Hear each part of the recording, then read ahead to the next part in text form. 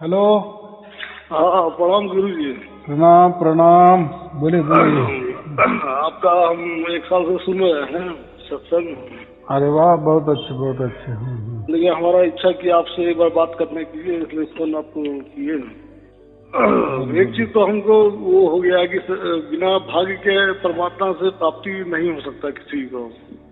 ये तो 100% सही बात है।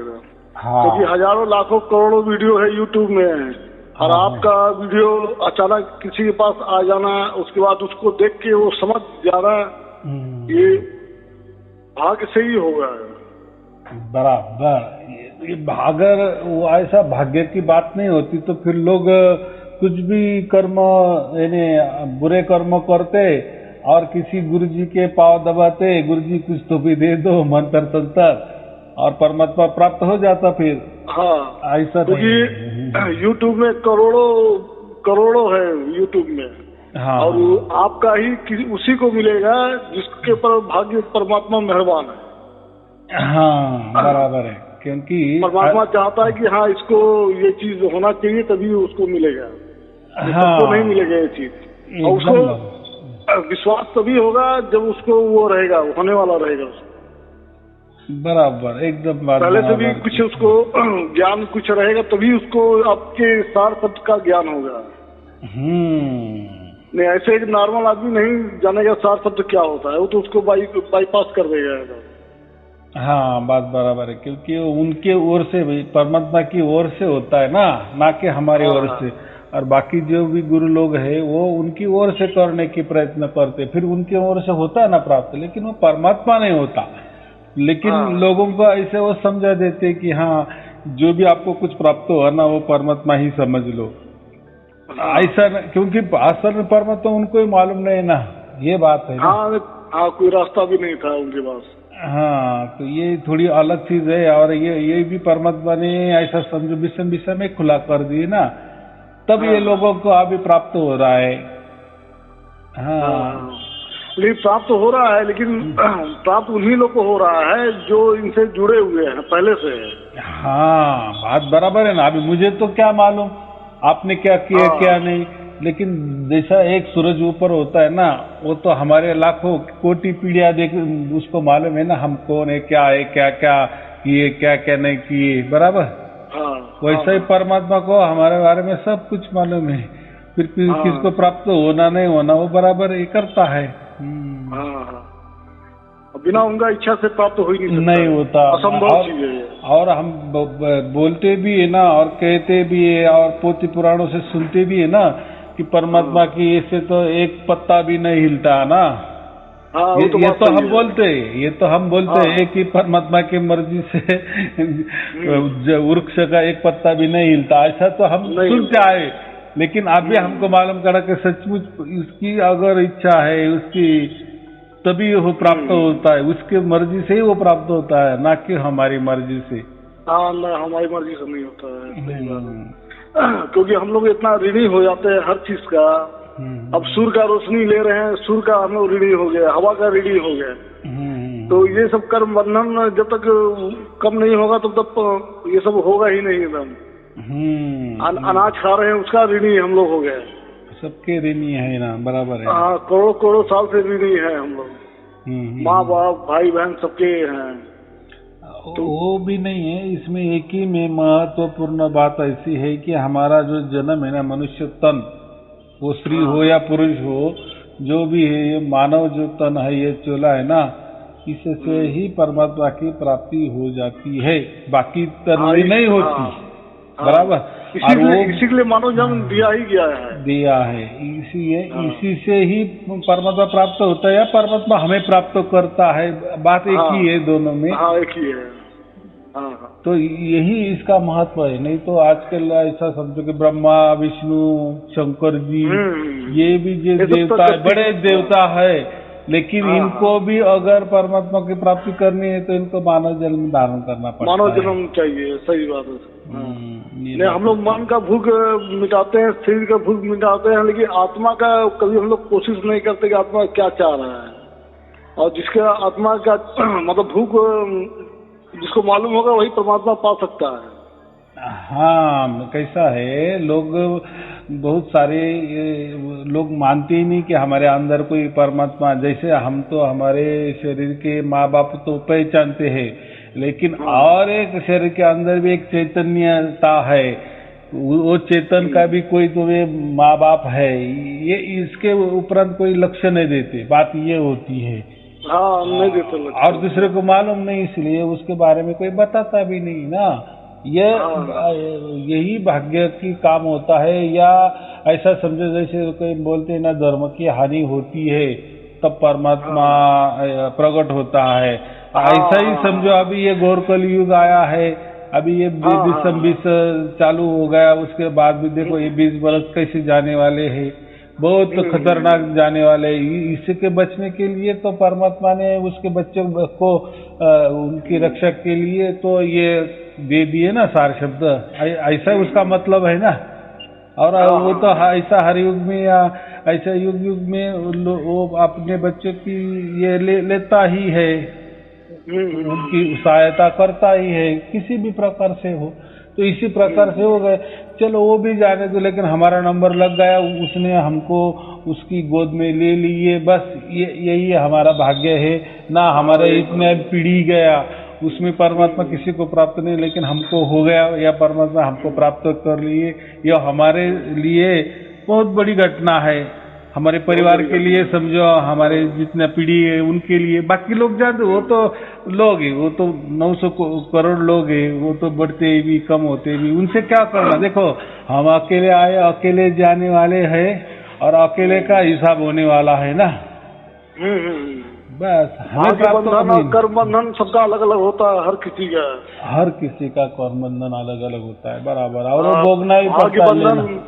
कर्म बंधन से तो हम प्रकृति चीज पा सकते हैं, लेकिन भाग बंधन से ही परमात्मा को पाया जाता है। परमात्मा का, हाँ, ये बहुत बढ़िया बात किया कि भाग्य से ही परमात्मा मिलता है, कर्म से तो प्रकृति के तो मिल भी रहा है। जैसे काम करेंगे, चांदी सब मिल जाएगा, प्रकृति का सब काम करो, अच्छा काम करो, अच्छा तनख्वाह मिलता है, अच्छा उसका बेनिफिट मिलता है, लेकिन वो प्रकृति वाला बेनिफिट।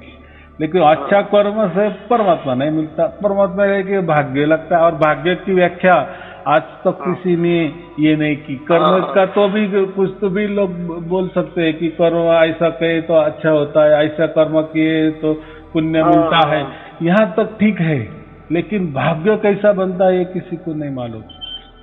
परमात्मा तो ही मिलता है जब कर्म और पाप दोनों शून्य होगा। लेकिन हमारा भाग्य पूरा हो गया, इसका जो ये है, जब हमें परमात्मा प्राप्त हो जाता है ना, तब हम समझते हैं कि हाँ मेरा अभी भाग्य पूरा हुआ है, इसलिए परमात्मा ने मुझे प्राप्त किए। बस यही मार्ग है, दूसरा कोई मार्ग नहीं है। ये नहीं कितना मार्ग या नहीं हमारा कितना भाग्य बड़ा है या छोटा, ये नहीं समझते। जब तक परमात्मा प्राप्त नहीं करते ना, तब तक समझ लेना कि हमारे भाग्य अभी तक पूरा बना नहीं। जब तक परमात्मा हमें प्राप्त कर लेता है, बस समझना कि हमारा भाग्य अभी पूरा हो गया। हम एक घटना बता रहे हैं गुरु जी आपको। 2 साल पहले हमारा एक एक्सीडेंट हो गया था और हम डेथ हो गया था। तो उसके 2 घंटे बाद फिर हम शरीर हमारा फिर जिंदा हो गया था। उसके पहले हम आध्यात्म के बारे में कुछ नहीं जानते थे, जीरो था ना। उसके बाद फिर हमको आध्यात्म के बारे में जानकारी होना शुरू हुआ। इसी कबीर जी के बारे में उनसे प्रवचन सुनना शुरू किए। करते करते फिर से हमारा 1 साल पहले आपका अचानक वीडियो आया, उसको हम देखे, तब हमको लगा कि नहीं, हम जिस चीज को ढूंढ रहे हैं यही चीज है, और इसी के लिए हमको परमात्मा दोबारा जीवित किए हैं। तो हमको समझ में आ गया कि नहीं, हमको इसी के लिए वो किया गया है। और हम उसको जैसे आपका आया वैसे हम तुम समझ गए कि हाँ ये परमात्मा का ही मेहरबानी है। क्योंकि बिना उनके मेहरबानी थे, क्योंकि यूट्यूब में हजारों करोड़ों आता है, लेकिन यही चीज जो आपका है वो सबको नहीं मिलेगा।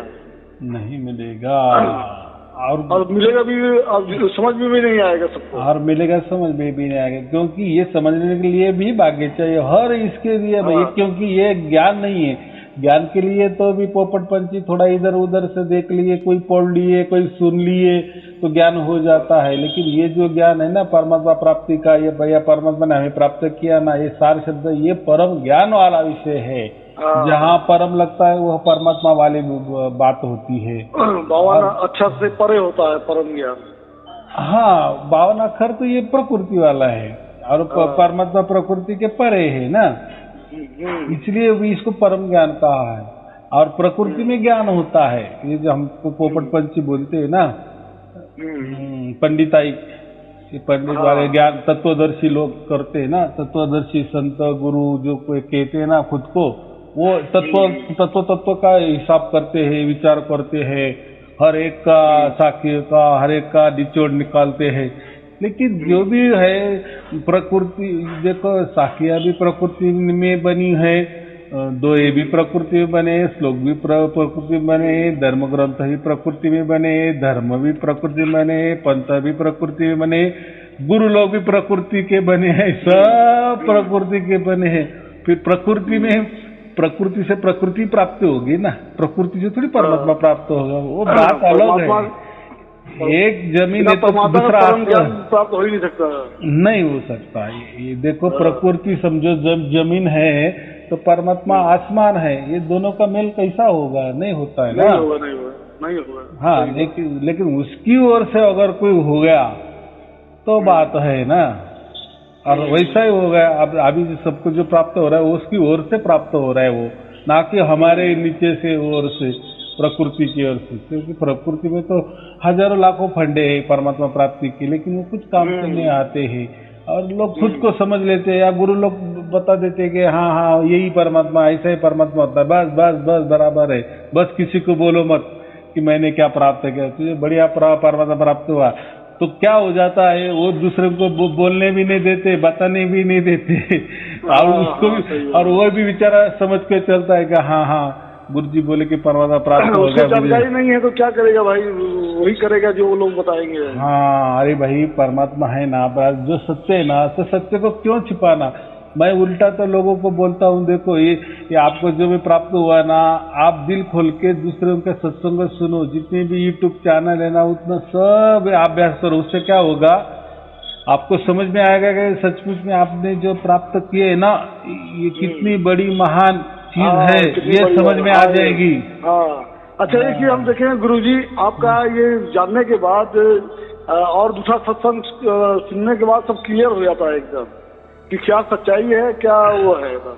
हाँ, वो क्या होता है, जैसे आप अभी जिसको भी सार शब्द की प्राप्ति हो जाती है ना, अभी उसने धर्म ग्रंथ भी खोले ना, तो वो भी आपको सब समझ में आएगा कि ये क्या लिखा है, या किसी का प्रवचन भी सुने ना तो आपको सब बकवास लगने लगेगा, अरे यार ये क्या बता रहा है, क्या बेवकूफ बना रहा है लोगों को, ये आपको समझ में आएगा, दूसरों को नहीं, क्योंकि आप उस ऊंचाई तक पहुंचे हैं ना।